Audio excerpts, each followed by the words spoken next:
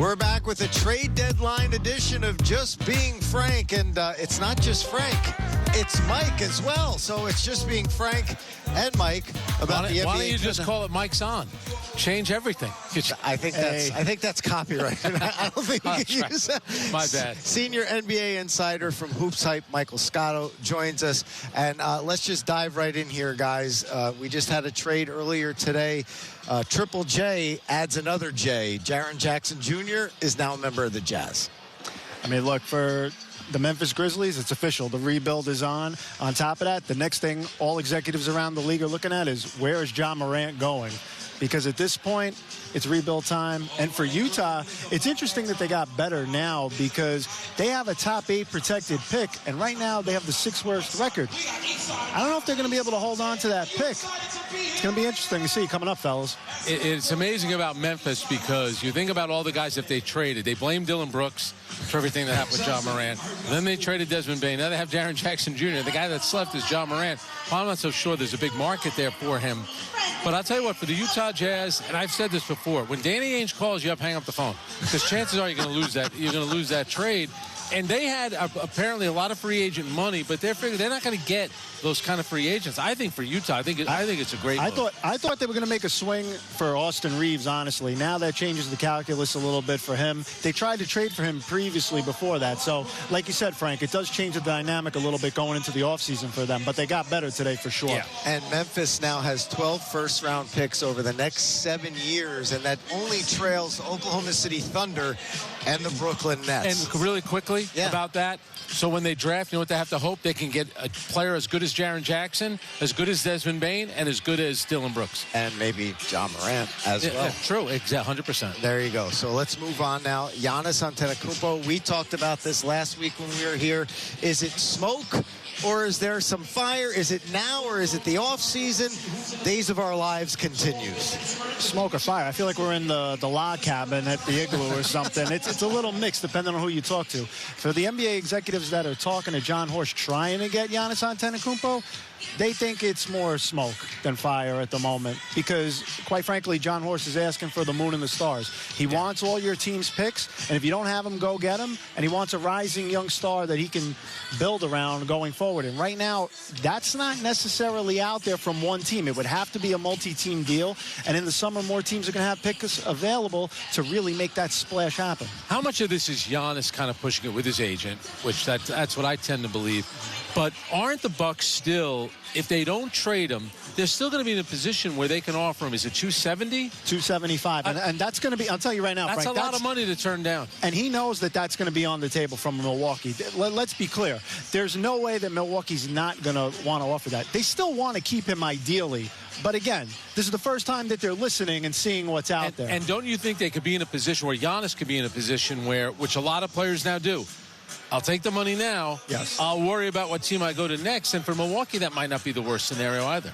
I agree with you because then I think you would add to his value looking ahead. But again, nowadays with the new CBA, when you see a guy's making that much money, it takes up a lot of your cap. It's almost like when Alex Rodriguez went to the Texas Rangers in baseball. So some teams are a little shy for that. But look, right now you're looking at Golden State, you're looking at Miami, Minnesota, and Cleveland. They'd have to do a lot of maneuvering. But Evan Mobley, you know, you could build a package around that if you can get below the second apron. Would take a lot of work, but something to think about, at least in the back of your mind. You mentioned baseball. This one came out of left field for me. I'll stick with the baseball references here. James Harden, just all of a sudden, since their 6-21 start, they're 17-5. They seem to be turning their season around, and now all of a sudden, James Harden enters the mix. Well, I mean, you kind of saw this here with Kyrie Irving when the Nets were 18-2. Now, with James Harden, James has wanted to compete for a championship, number one.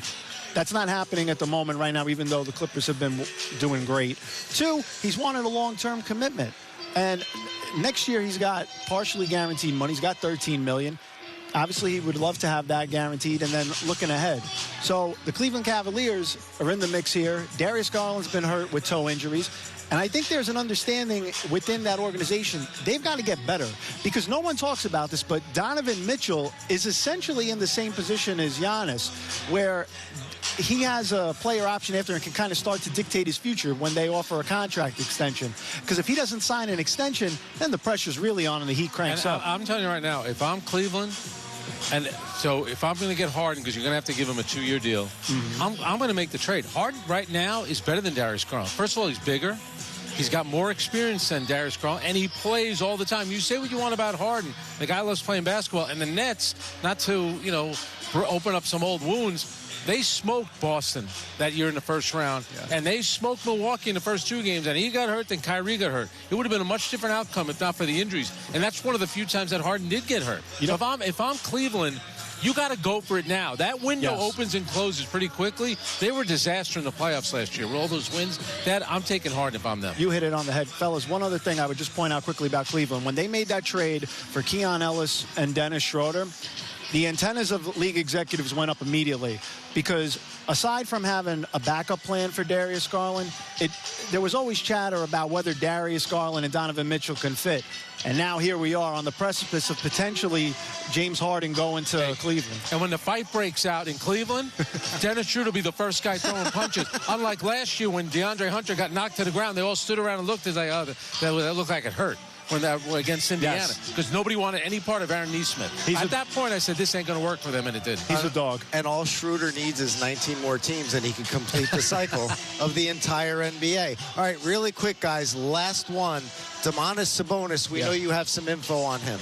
Yeah, look, right now, for Domantas Sabonis with the Toronto Raptors, that's been a discussion that's gone on for months. However, right now, there's 2 issues here. One, Toronto is worried about having to attach first-round draft pick compensation to Jakob Poeltl, who's dealt with ongoing back issues, which is why that's the case. And last but not least, it's going to take multi-teams here, so that always becomes a little bit tricky. And let's not bury the lead. Vucevic got traded to the Boston Celtics for Anthony Simons, so that means that I gather from that the Celtics think that Jason Tatum is coming back. So maybe over the last 20 games, you might get Jason Tatum back with the Celtics. With Vucevic, who can knock down threes, Celtics going to be tough. They're not done, Frank. They're still active on the phones right now. Senior NBA insider for Hoopsite, Michael Scotto. We appreciate the time, and thanks for coming by. We always love it, Michael. You paused like you were going to give his title, then say washed up sports writer, Frank. I almost did. That's where I was. I was that close. You really were. We're going to step aside, take another break. When we come back, Megan Triplett joins the desk. We'll talk about tonight's contest against that guy, LeBron James and the Lakers. As the kids say, the hate is real.